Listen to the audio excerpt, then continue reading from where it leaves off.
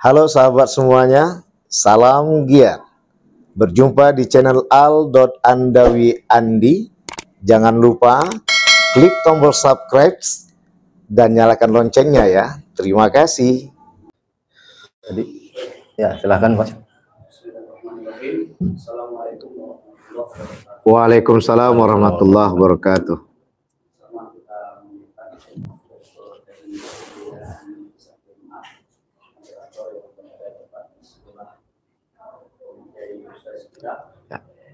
Kalau tadi di awal kita mendengar dan diarahkan bagaimana kita menggunakan metodologi dalam menempatkan arah baru dalam penafsiran Al-Quran, khususnya di Sumatera Utara, yang menekankan tafsir tematis maqasidi.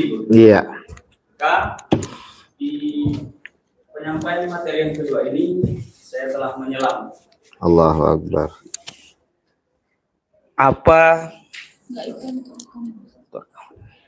metode, apa aksi atau bentuk nyata dari yang disampaikan oleh Prof. Haji Zamakhsyari tadi. Dr. Haji Sapriandi, beliau mengarahkan tematis maqasidi pada penafsiran ayat-ayat yang beliau sampaikan ke arah tasawuf begitu ya, ataupun tazkiyatun nafsi. Berkaitan dengan realita kami hari ini mahasiswa S2, barangkali ada beberapa teman-teman yang ingin nanti menulis tesis berdasarkan tematis maqasidi yang berkaitan dengan tema tasawuf atau tazkiyatun nafsi. Barangkali kami ingin mendengar beberapa ayat-ayat atau surah-surah yang barangkali recommended begitu untuk dimasukkan ke dalam pembahasan tesis. Yang kedua, mohon maaf saya lupa mengucapkan terima kasih atas ilmu yang disampaikan. La yashkurullah man la yashkurun nas. Syukran jazakumullah Dokter. Wa iyyakum insyaallah, afwan. Langsung ya. Baik. Banyak sekali Ustaz lupa. Siapa nama? Saya Wahyu. Allahu Akbar, Wahyu. Ada yang belakang lengkapnya itu yang saya hafal. Wardani, ya, ada dani-daninya kan, Wardani. Karena saya pikir dulu kemarin mahasiswi saya, itu rupanya mahasiswa. Ustaz kondang lagi. Baik, Wahyu Wardani. Ya, banyak sekali kupasan dalam Al-Quran, terutama masalah tentang cinta. Ternyata sebelum cinta itu, kita masih keliling-keliling dalam seputar Fata Morgana. Semua membahas di mana itu yang kita lihat ada sumur tuh. Dan itu tidak menutup kemungkinan kepada semua yang melihat itu sumur untuk menghentikan mereka dalam menuju sumur itu. Sampai tertutup pintu kepastian bahwa mereka lagi diuji dan dicoba. Itulah tadi Fata Morgana saya masuk tadi dunia. Apakah harta dan kuasa, semua itu dunia Fata Morgana. Namun ketika kita dudukkan ia menjadi suatu yang benar-benar nyata, Fata Morgana itu hilang. Belum nyampe kita tadi kepada sumur tuh, kita sudah merasa hilang dahaga, kenyang dari laparnya. Baik, Ustadz tadi minjam bahasa api. Ya, sekarang kita masuk bahasa sosial, bahasa yang sederhana lah. Ya, banyak Al-Quran ini membahas tentang cinta, yang diawali dengan tobat, yang diawali dengan syukur, yang diawali dengan sabar, yang diawali dengan jihad, yang diawali dengan tawakal. Nah, hal ini selama ini seputar hanya kaidah ceramah biasa atau bahasa akademisnya tafsir biasa, tapi tidak diindahkan dengan tafsir sufistik. Karena kita ke depan insya Allah akan membuat proyek itu tafsir sufistik atau dengan menggunakan metode tafsir isyari. Terima kasih Wahyu Wardani. Memang inilah yang sebenarnya saya dan Bu Husna untuk mengangkat kembali. Tujuannya apa? Biar Quran ini dapat dipahami. Dan ini menemani maksud dari Living Quran yang dibangun oleh kalangan profesor, di antaranya adalah Profesor Abdul Mustaqim, Direktur Pasca Sarjana UIN Sunan Kalijaga, Yogyakarta. Dan alhamdulillah kita ada jumpa untuk di Sumatera Utara. Sayangnya bukan di UIN Sumatera Utara, kita udah bisa jumpa arah-arahnya.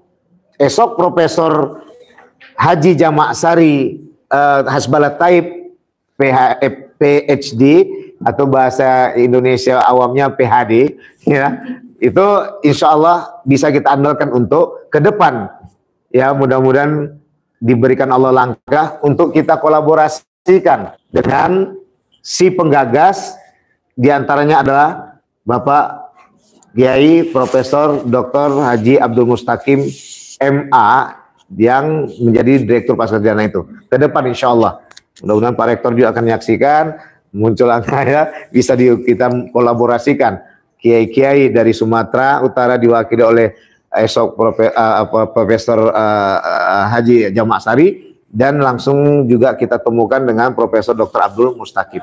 Dan inilah yang ke depan, dan itu juga makanya Sekprodi kita juga Bu Husna yang saat ini lagi untuk mengambil doktornya di bagian nanti konsentrasinya adalah studi agama-agama. Ini yang mau kita paparkan pada dunia. Al-Quran adalah solusi. Tafsir tujuannya untuk memahami. Maka disitulah banyak jalan yang perlu diangkat oleh Wahyu Wardani dan kawan-kawan dari ayat-ayat yang mengupas tentang itu tadi, tapi selama ini dipahami secara umum saja, enggak dalam kacamata tasawuf. Itu dia ya. Tadi saya menarik ketika besok tadi mengatakan intinya Quran ini untuk dipahami agar tercerahkan hati dan pikiran kita sendiri. Itu makanya senada dengan kajian yang mau kita kupaskan ini. Gitu. Terima kasih banyak. Apapun sebenarnya kata Ibnu Qayyim Al-Jauziyah, aku dan Ibnu Rajab itu bagikan sahabat. Menariknya adalah Ibnu Rajab dan Ibnu Katsir, mereka tak pernah menganggap itu adalah guru kecuali dunia akademisi. Pada dasarnya kita bersahabat, Pak Wahyu Wardani. Jadi artinya adalah kita saling bertukar pikiran tentang ilmu. Ilmumu adalah ilmuku, ilmuku adalah ilmumu. Karena engkau dan aku adalah satu dari Allah yang Maha Satu, untuk menjadikan rasa itu saling menimpa. Kekuranganku akan kelebihanmu dan kekuranganmu akan kelebihanku. Maka terasakanlah betapa saling membutuhkannya antara dirimu dan diriku. Guru dan murid sejatinya adalah sahabat. Rasa bahasa ini yang harus kita kumandangkan. Masalahnya adalah ketika ada ambigu antara kaum bawahan dan kaum atasan. Inilah yang menghilangkan pure kemurnian nilai-nilai keilmuan itu. Maka sebenarnya kita cocokkanlah, subhanallah, kami seakan-akan hati kami sama. Karena ayah beliau adalah guru kita, Prof. Hasbalat Taib MA, pada tahun 1987 di Pesantren Eropa, tahun 1987. Jadi beliau adalah bahagia sudah menjadi anak kandung beliau, kalau kita anak muridnya, gitu ya.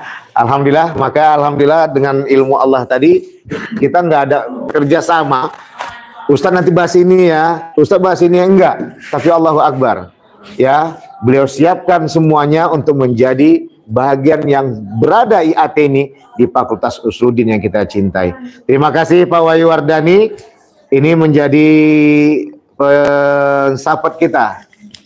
Ya, akan kita bahasakan pada dunia bahwa kalian nanti ilmu Al-Quran tafsir adalah imam dari ilmu Al-Quran tafsir dan ilmu hadis, bagaikan dua pejuang yang menjadi imam. Bagi siapa? Bagi pemikirnya yaitu API, kemudian penggeraknya yaitu PPI, dan bagi yang sejuk untuk berkumandang di kalangan lain akidah SAA, hingga akhirnya selesailah sudah. Inilah Usuluddin yang tercinta membangun bumi Nusantara lebih bersejahtera dengan kandungan-kandungan Al-Quran dan hadisnya yang dapat membuat sejuk siapapun umatnya. Maka disinilah kita akan bisa tampilkan kembali bahwa muatan-muatan liping Quran di antara Yasin tidak lagi dikatakan sebagai hal yang bid'ah, tapi kita merasakan betapa butuhnya orang zaman dulu kesujukan. Ini yang perlu kita rasakan, betapa butuhnya mereka di zaman sekarang dengan tampilan ini, metodenya, ini tafsirnya, ini muatannya, ini yang membuat jadi solusi dan kita saling bersama untuk membangun sejahtera bumi persada Nusantara Indonesia yang kita cinta. Cukup sekian. Akhirul kalam. Wassalamualaikum warahmatullahi wabarakatuh.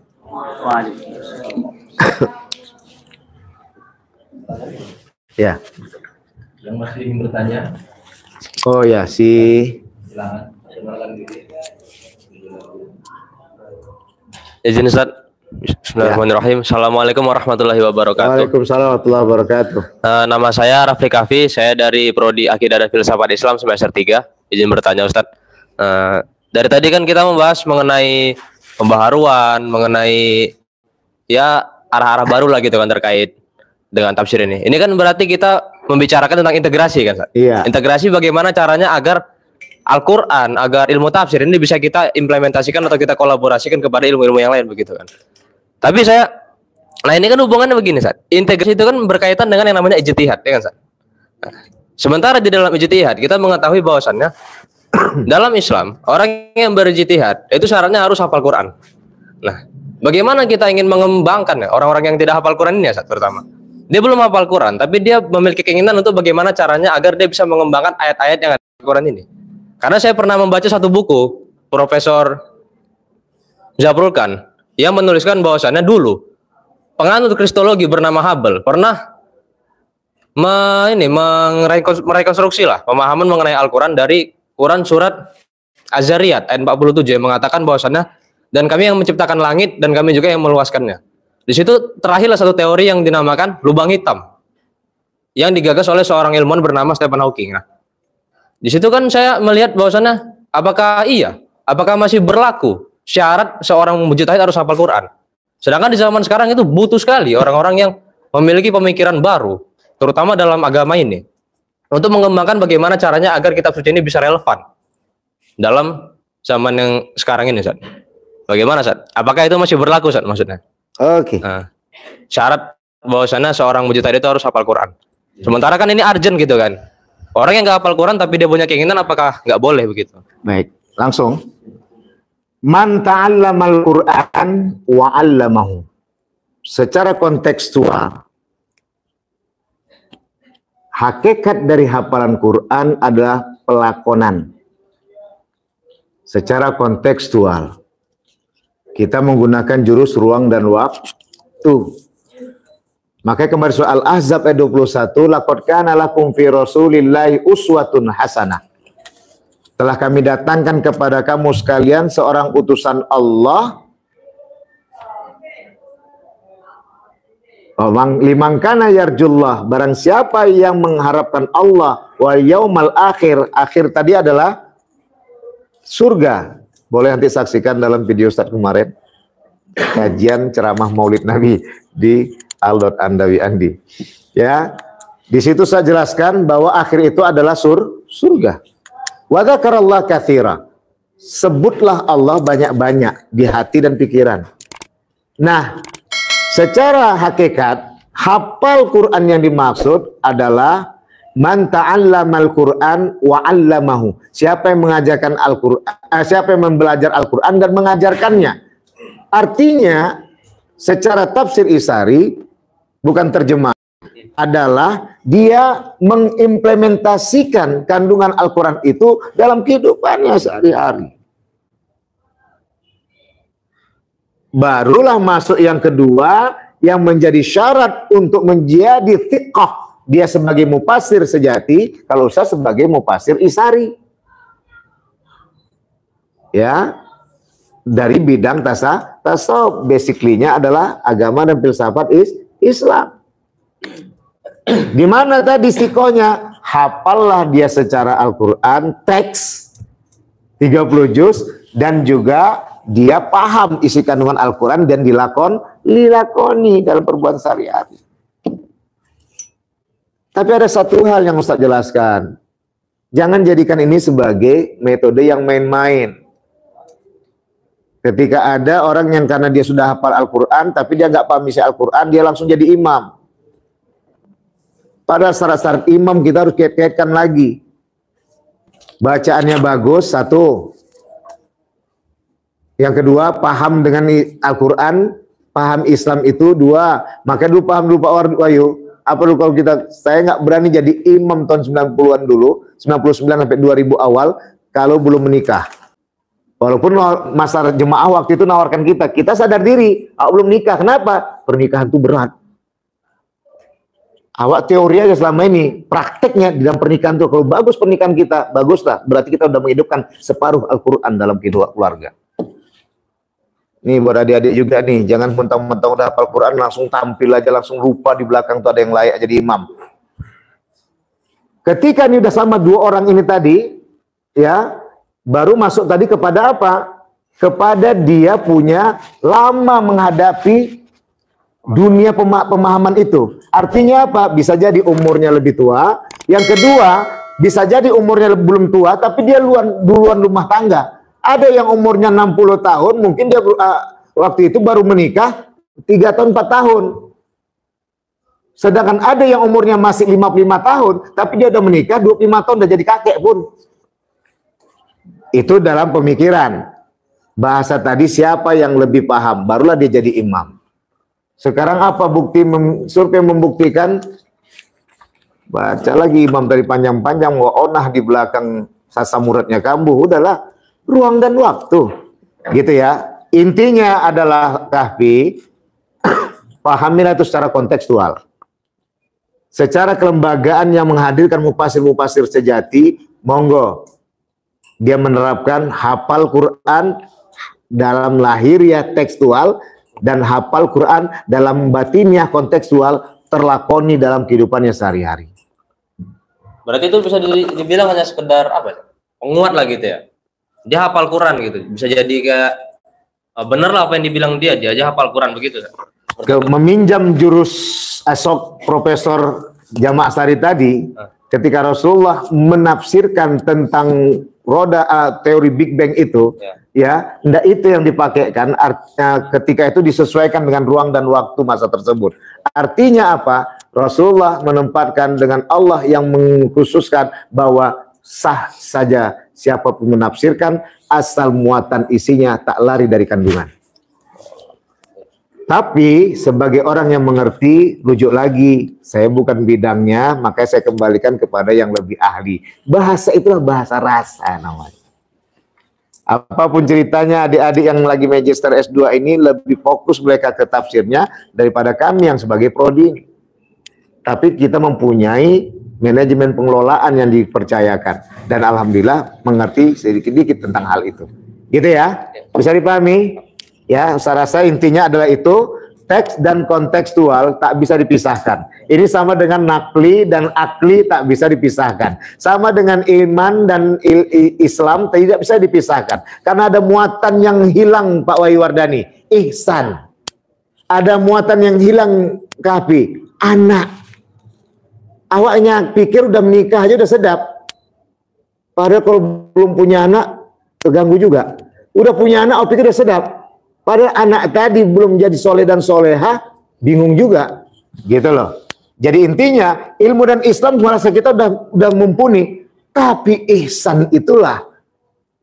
Anta'budallah ka'annaka tarahu, fa illam takun tarahu annahu yarak.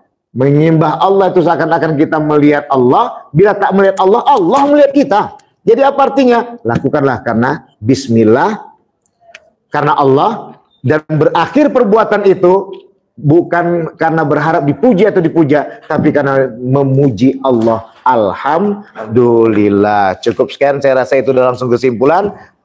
Terima kasih. Silakan moderator. Jazakumullah khair. Memberikan jawaban yang sangat luar biasa. Allahu Akbar. Kami dan narasumber mohon undur diri.